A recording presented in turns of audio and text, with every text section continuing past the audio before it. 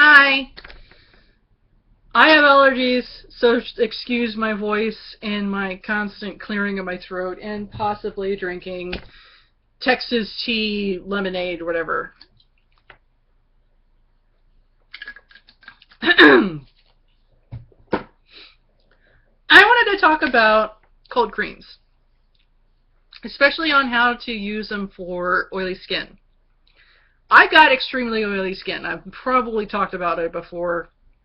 It's a fact of my life, and no, it's not an earthquake. I have no desk. I'm literally just sitting on my bed with my camera or my computer in front of me. I don't have any other camera than this.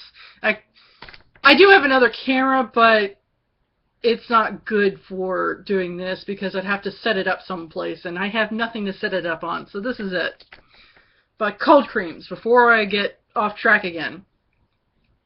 Cold creams.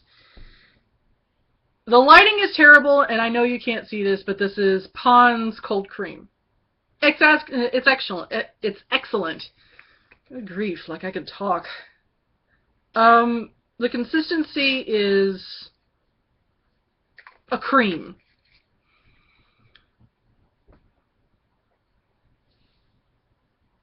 And it kind of rubs into the skin very nicely. It kind of soaks in. Not really. When you use it, you do that. You put it on your skin, you rub it in, and then you wipe it off with a tissue. And if you have oily skin, you do this, and then you wipe it off, and then you wash your face with an actual cleanser. Whatever cleanser of your choice. Now, Pond's is excellent. It's a very good cleanser. I do kind of question some of the ingredients in it, but those are mostly preservatives, and those are good at keeping the consistency of this in a cream-like state, more solid. What I prefer to use are handmade cold creams. This one is my favorite. It is the Rose Cold Cream, 1901 Rose Cold Cream, from the LBCC Historical Cosmetics and Apothecary. The lady who creates all of these things does it from historical recipes that she digs up or buys or something. And then she also does historically inspired stuff from the recipes that she has. She kind of does a Frankenstein version.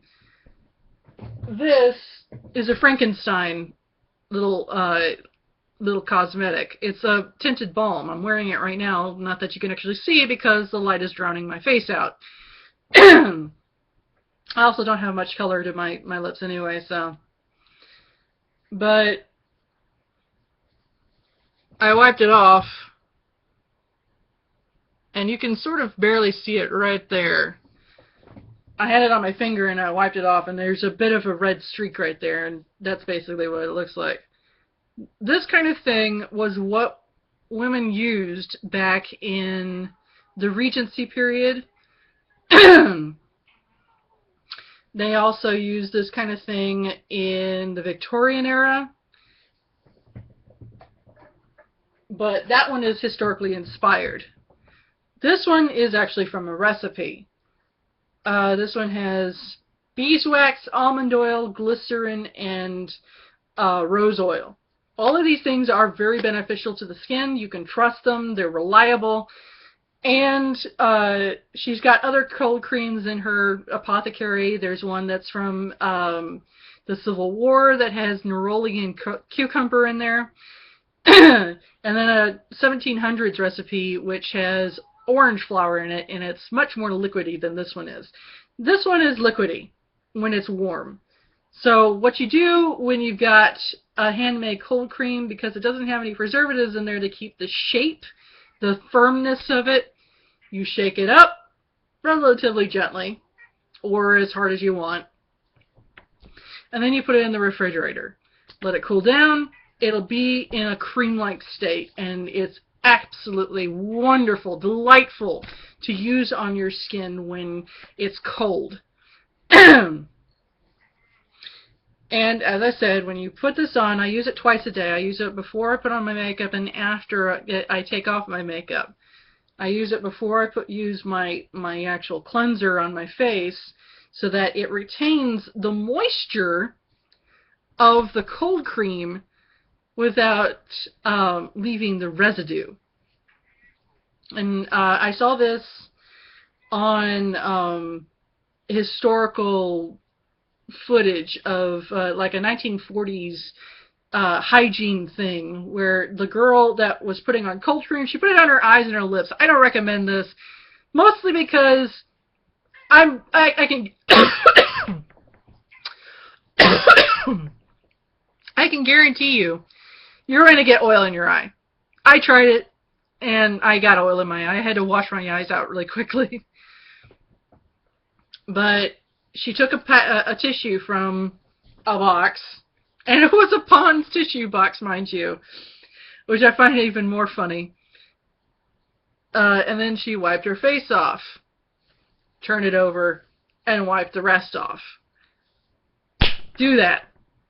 I know some people use a washcloth. It's okay, but these are disposable, so you don't have to constantly wash the washcloth.